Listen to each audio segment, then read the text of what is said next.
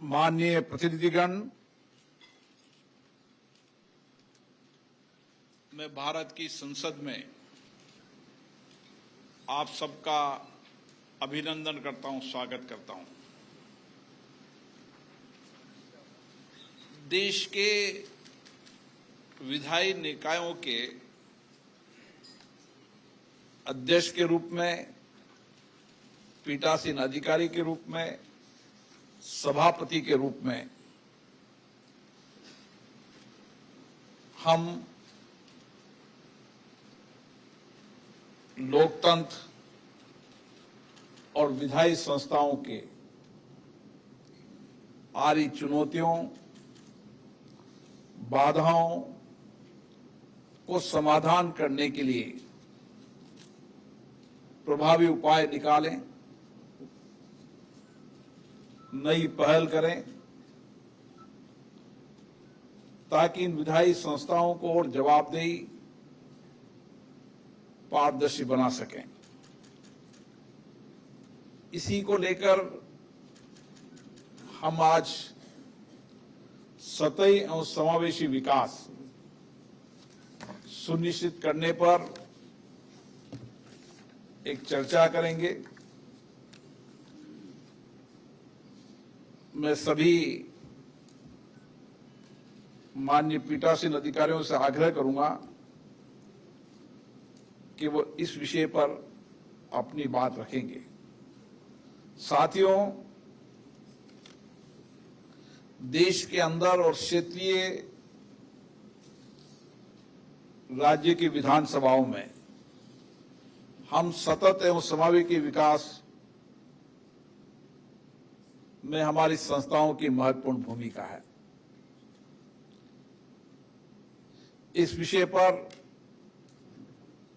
हम अपनी अपनी विधानसभाओं के अंदर, विधान परिषद में चर्चा कर किस तरीके से सतत एवं समावेशी विकास करके समाज के अंतिम व्यक्ति के जीवन को परिवर्तन कर सकते हैं। मुझे लगता है कि अपनी अपनी विधायी संस्थाओं में इस चर्चा से एक बेहतर परिणाम निकालेंगे। हमारी 7 दशकों से अधिक लोकतंत्र की यात्रा में हमने विधायी संस्थाओं को और मजबूत करने का प्रयास किया है, जवाबदेही बनाने का प्रयास किया है, लेकिन बदलते परिप्रेक्ष्य के अंदर हम जनता की अपेक्षाएं, आकांक्षाओं के अनुरूप इन विधायी संस्थाओं को कैसे प्रभावी बना सकते हैं, इस पर समय समय पर पीठासीन अधिकारी सम्मेलन में हम चर्चा करते रहते हैं। और हमने शिमला के अंदर 100 वर्ष पूर्ण होने पर कई प्रस्ताव लिए और लगातार हमारा प्रयास रहता है कि इन विधायी परिषदों को, निकायों को हम बेहतर ढंग से चला सकें। उनकी बाधाओं, चुनौतियों पर समय समय पर चर्चा, संवाद से हम समाधान का प्रयास करते हैं। लेकिन बदलते परिप्रेक्ष्य के अंदर जब टेक्नोलॉजी, तकनीकी और संचार के साधन हमारे दैनिक जीवन के अंग बन चुके हैं, तो लोकतंत्र के प्रति और विधायी संस्थाओं के प्रति लोगों की अपेक्षाएं, आकांक्षाएं और बड़ी हैं। और इसीलिए हमें बदलते परिप्रेक्ष्य में हमारी विधायी निकायों को भी और सशक्त और मजबूत बनाना होगा। पिछले वर्ष भारत की अध्यक्षता में P20 सम्मेलन के अध्यक्षों की और आमंत्रित अध्यक्षों की एक सम्मेलन भारत में हुआ था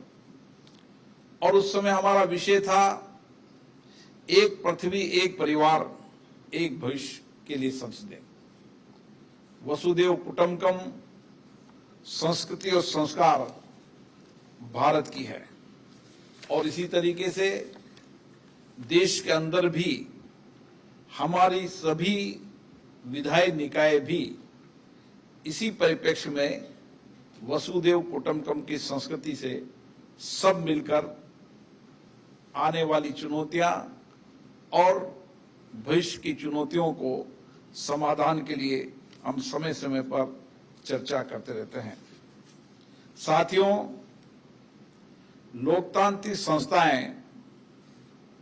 संविधान की भावनाओं के अनुरूप संघीय ढांचे के अंदर अपनी स्वायत्तता रखते हुए कई विषयों पर अपने अपने राज्यों की ज्वलंत समस्याओं पर भी चर्चा करती रहती है और देश की महत्वपूर्ण समस्याओं पर भी समय समय पर चर्चा करती रहती है। और हमारा प्रयास रहता है कि सभी संस्थाओं के प्रयासों से हम सर्वे भवन्तु सुखिनः, सबको सुखी रखें, सबका कल्याण हो और इसके लिए हम संविधान की भावनाओं के अनुरूप एक समतामूलक न्याय आधारित व्यवस्था के तहत हम संस्थाओं का संचालन करते हैं। मुझे खुशी है कि बदलते परिप्रेक्ष्य के अंदर हमारी विधायी संस्थाओं ने टेक्नोलॉजी का प्रयोग भी किया है और टेक्नोलॉजी के साथ साथ कई नवाचार भी किए हैं जिससे इन संस्थाओं को जन आकांक्षाओं को और अपेक्षाओं को पूरा कर सकें। हमारी संस्थाएं जवाबदेही के साथ साथ हमें एक ऐसी व्यवस्था भी कायम करनी होगी जिसमें सबका साथ हो, सबका विकास हो और इसी लक्ष्य की पूर्ति के लिए हमें प्रत्यक्ष रूप से इन संस्थाओं को और बेहतर कार्यक्रम की योजना बनानी होगी। विधि निर्माण हो या नीति निर्माण हो, शासन संचालन में सुचारू व्यवस्था हो, वित्तीय नियंत्रण हो, विधायी का लोकतंत्र की आधारशिला है और वह समय समय पर शासन की जवाबदेही और पारदर्शिता के लिए हमेशा प्रयास भी करती है। इसीलिए हमारा प्रयास ये भी होना चाहिए कि हम राज्य की विधायी परिषद सबसे सर्वोच्च संस्था होती है और उस नाते अपने अपने राज्यों के अंदर जितनी भी चुनी लोकतांत्रिक संस्थाएं हैं, चाहे पंचायत हो, चाहे नगर पालिका हो, नगर निगम हो, डेमोक्रेसी की जितनी भी संस्थाएं हैं, उन संस्थाओं के अंदर भी अच्छी चर्चा हो, संवाद हो, वह संस्था जवाबदेही से काम करे, पारदर्शिता से काम करे, जनता की अपेक्षा आकांक्षाओं के अनुरूप काम करे। इसके लिए भी समय समय पर हमें महत्वपूर्ण भूमिका निभानी होगी। इसलिए एक तरफ हम हमारी संस्थाओं के अंदर नीतियों बनाने का काम करते हैं, कानून बनाने का काम करते हैं और उसके साथ साथ ही अपने अपने राज्यों के अंदर लोगों की लोकतंत्र में सक्रिय भागीदारी हो, युवाओं में, विद्यार्थियों में, हर क्षेत्र के लोगों में लोकतंत्र के प्रति सक्रिय भागीदारी हो और सक्रिय भागीदारी के साथ साथ वह लोकतंत्र में अपनी हिस्सेदारी भी निभाए। और इसीलिए जब हम विधान बनाते हैं तब प्रयास करते हैं कि जनता का इनपुट भी मिले और माननीय सदस्यों से भी ये प्रयास करते हैं कि वो जनता के इनपुट को विधानसभा में रखें। मुझे आशा है कि हम सब मिलकर इन विधायी संस्थाओं को एक नई दृष्टि देंगे, नया दृष्टिकोण देंगे और सामूहिकता से जो हम चर्चा करेंगे उसमें किस तरीके से सतत विकास, समावेशी विकास करते हुए हम अधिकतम विकास से वंचित लोगों को विकास के मुख्य धारा में ला सकें, नीतियों से वंचित लोगों को हम नीतियों कार्यक्रम के माध्यम से उनको समकक्ष ला सकें, बेहतर ढंग से ला सकें। इसलिए ये 2 दिन का विचार विमर्श हमें अपने लक्ष्यों और उद्देश्यों की प्राप्ति के लिए हमारी चर्चा होगी और हमारी सबकी जिम्मेदारी होगी कि हम नए सामर्थ्य से, नए विजन से, नए टेक्नोलॉजी का प्रयोग करते हुए समाज के अंतिम व्यक्ति की भागीदारी सुनिश्चित कर सकें, विकास में सुनिश्चित कर सकें, सामाजिक दायित्व में निर्भर कर सकें। मुझे आशा है हमारी विधायी संस्थाएं जनता की अपेक्षाएं, आकांक्षाएं के अनुरूप काम करते हुए सतत और समावेशी विकास के लक्ष्यों को प्राप्त करने में लाभदायक होगी। मैं पुनः आपका संसद परिसर में स्वागत करता हूं, अभिनंदन करता हूं। आज की चर्चा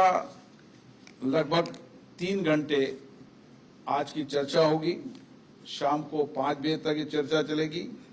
और उसके बाद हम सीपीए की सिडनी में होने वाली कॉन्फ्रेंस के लिए हमारे कई विभाग के अधिकारी आएंगे जो ब्रीफिंग करेंगे और उसमें भी आपको जो अपने अपने विषयों पर सीपीए की कॉन्फ्रेंस में बोलना है वो ब्रीफिंग में भी आप आवश्यक जानकारी ले सकते हैं और कुछ लिखित में जानकारी की आवश्यकता होगी तो भी हम लिखित में आपको जानकारी देंगे। इसी के साथ सेक्रेटरी जनरल ने आपको बताया कि हमारे परमानेंट पासेज के लिए भी और अन्य विषयों के लिए समय समय पर सेक्रेटरी जनरल आपको जानकारी देंगे और कोई अन्य विषय हो तो आप इस सदन में जानकारी दे सकते हैं ताकि हम सामूहिकता के साथ मिलकर और जो हमारे लक्ष्य हैं कि लोकतांत्रिक संस्थाओं को मजबूत, जवाबदेही, पारदर्शी और जनता की अपेक्षाओं, आकांक्षाओं के अनुरूप इन संस्थाओं को कैसे मजबूत कर सकते हैं, आप अपने अपने विचार रखेंगे। धन्यवाद।